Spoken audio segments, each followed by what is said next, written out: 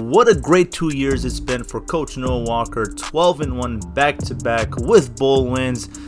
I mean, we can go back to Ross Metheny kicking it off with Thunderbunk, taking down SEC opponents and come from behind wins. Just magical moments all over the place. I mean, the past 2 years have been a highlight reel. Samuel Mateo, David Downs, Dinham, and of course Kendall Houston. I mean, we've just had everyone step up this year. But despite all those wins, the New Orleans Bowl and the Orange Bowl, what comes next for Coach Noah Walker and the Jaguars? Well, let's start with the head coach. Kansas State hires Kevin Sherr after just 1 year with the Jaguars. Now the Jaguars are looking for a new head coach. Who do they go with? They go with Sean Kugler from UTEP. 5-year extension. Again, Coach Noah Walker loses out on the head coaching job. Despite being first in this league with points per game, they offer him a 5-year extension as offensive coordinator, but I believe he will be moving on. But where will he be moving on to? You have offensive coordinator John Shoup from Purdue and Philip Montgomery from Baylor, both leaving, being fired. I mean, talk about production. I mean, 17 passing touchdowns and only 9 rushing. Purdue had a terrible season. Look at this, just 16 touchdowns and 17 interceptions. No 1,000-yard rusher, only 3 touchdowns for the leading running back Hunt, and McCarthy 686 yards, 4 touchdowns. Again, no 1,000-yard receiver. Baylor not doing any better really. 19 passing touchdowns, 11 rushing. The starting quarterback Bryce Petty, terrible, 14 touchdowns to 13 interceptions. They had 1,000-yard rusher in C. Strong, 5 touchdowns, but he's leaving for the pros. The same as Purdue, no 1,000-yard receiver. Well, Purdue is offering a 3-year contract to Noah Walker, and Baylor is offering a 4-year contract. After much thought, the decision is in, and he will be going to the Big 12, the Baylor Bears, a bigger stage, a bigger name for Coach Noah Walker. Of course, the Bears aren't the greatest in the Big 12, but this is quite an opportunity. Clearly, the Jaguars have been undervaluing Coach Noah Walker. The road ahead looks exciting. Who took Coach Walker's job? Dan Werner coming in from Ole Miss as new offensive coordinator, and Baylor just clean house, new head coach, new defensive coordinator, and of course new offensive coordinator. Burns coming in with a 4-year contract, a 3-4 defense. Let's see what he can do with that. Here are the projections. C. Strunk first, and Baker and Hager, and the projections were correct. 3 picks for Baylor in the NFL. South Alabama, unfortunately, no draft picks despite just an amazing season. And the recruiting class is Texas comes in at number 1, followed by Alabama. South Alabama comes in 97th, and Baylor comes in 77th. 1 4-star, 10 3-stars. Taking a look at their list, 4-star defensive tackle. And Baylor 8th in the Big 12, a 3-9 record, 2-7 in the conference. They took down number 17 ranked Texas, 19-7. Stadium atmosphere, I mean, they have 10 straight losses at home. Not a great season, no full stadium. Conference championship, last one was 1994. And now the starting lineup, we have Shock Linwood, the junior redshirt, starting at running back. Sean Williams, the starting fullback. Starting wide receiver, Robbie Rhodes, 88 overall. And then we have Corey Coleman, junior redshirt, 87 overall. BJ Allen in the slot. And then a starting tight end is Gus Penning. We all know how Coach Noah Walker likes to use his tight ends.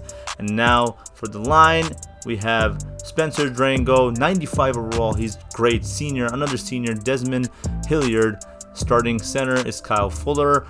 The right guard is Jason Osai. And then the right tackle is Trevon Armstead. And who is our mysterious starting quarterback? It is David Downs. He has decided to transfer with Coach Noah Walker, and it has been a great practice. David Downs brings the experience he has with Coach Noah Walker. He knows the playbook, and he can make this offense work. It's like a head start, a jump start for Coach Noah Walker with the Baylor Bears.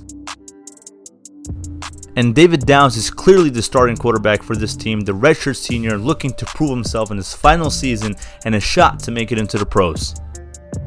And now let's take it to schedule, an A-ranked strength of schedule, starting off with SMU.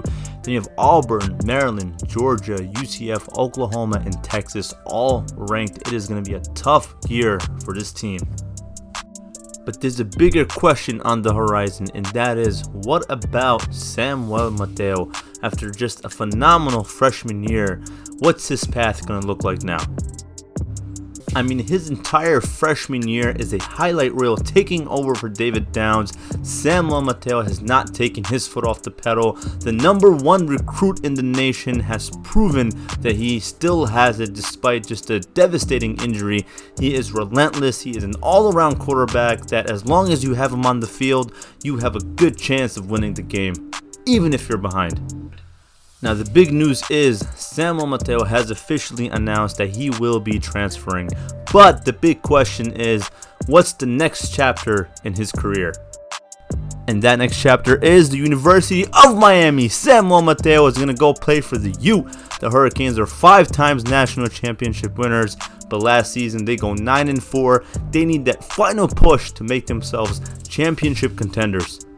It was a pretty good season, but they did lose their bowl game to South Carolina in a close one, 17-26. But second in the ACC to North Carolina, who are in their own coastal division, but 7-2 in the conference. Not bad at all. James Coley, the offensive coordinator, did a pretty good job with this team. 35 passing touchdowns, 18 rushing. Ryan Williams, the starting quarterback, will be graduating. Samuel Mateo will be sliding into that position. Duke Johnson will be returning just short of 1,000 yards, had a pretty good season. And Philip Dorsett, double-digit touchdowns, but he will be graduating as well. But there's still plenty of talent on this team. Starting running back Duke Johnson, but it's a two-headed monster. We have Dallas Crawford in the backfield as well. Starting fullback will be Josh Thomas. Starting wide receiver will be Malcolm Lewis. He's a speedy wide receiver, as well as Herb Waters. In the slot, we'll have Damari Jones, and the tight end will be Bo Sandland. And now for the line, we have Eric Flowers at left tackle. At left guard, we have Alex Skull at 79. At center, we have Damon Witherspoon, 80 overall, the freshman redshirt. Danny Isadora at right guard. And at right tackle, we have Taylor Gabdoy. And of course, the starting quarterback for this team will be Samuel Mateo. James Coley runs an offense similar to that of Noah Walker's, so Samuel Mateo should be able to transition into this offense pretty smoothly. But there is concern around Samuel Mateo. Some say he doesn't really have what it takes to win the big games, that he's not a proven quarterback, that he's injury prone, and that coming from a conference like the Sun Belt and dominating there doesn't mean that he can transition and do that same thing in the ACC. Much of the credit is given to Coach Noah Walker anyway. But once again, Samuel Mateo is out to prove the doubters wrong. And that's going to start with the schedule. They start their season off against the reigning national championship winners, Nebraska. They have Florida, Notre Dame, Virginia, Florida State, North Carolina. It's going to be a tough year for them as well. And now the biggest change of them all in the NCAA is that the Big 12 now has divisions. You have the North and you have the South. 2 new teams. #1, Marshall University, coming in from Conference USA. They had a dominant stretch and they were waiting for their jump. And of course, UCF, Central Florida, finally waiting for their opportunity in the Power 5. And you have, of course, Coach Noah Walker with Baylor in the South Division, which is a tough division, by the way. The Big 12 championship game will be hosted in Dallas, Texas in the Cowboys Stadium. We do have protected rivalries. The one to keep an eye on, though, is Kansas State and Baylor, considering the bad blood between Walker and Kevin Sherr, Kansas State's head coach. For more changes, we have UAB transitioning over to the East in the Conference USA to even out the divisions.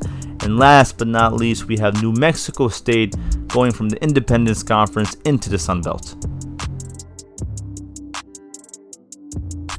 And for the preseason polls, atop the polls you have USC, the national championship winners, Nebraska at number 5, and rounding it out are Oklahoma and Stanford. The Baylor Bears rank 83rd. They have a lot of work to do, and Miami ranks 15th. They make it into the top 25. Big changes took place in the offseason heading into season 3, but it's going to be so exciting. I mean, you have the Big 12, you have the ACC. It is no longer the Sun Belt Conference. We're going to see teams like Clemson, Florida State, Oklahoma, and Texas. We're going to have a Big 12 championship game. Can Coach Walker take Baylor to the national championship with their strength of schedule? And can Mateo provide Miami with that final push to get to the national championship game? Will we have a Baylor versus Miami national championship? I mean, who knows? There's a lot that's bound to happen. It's going to be an exciting season 3, so stay tuned, guys.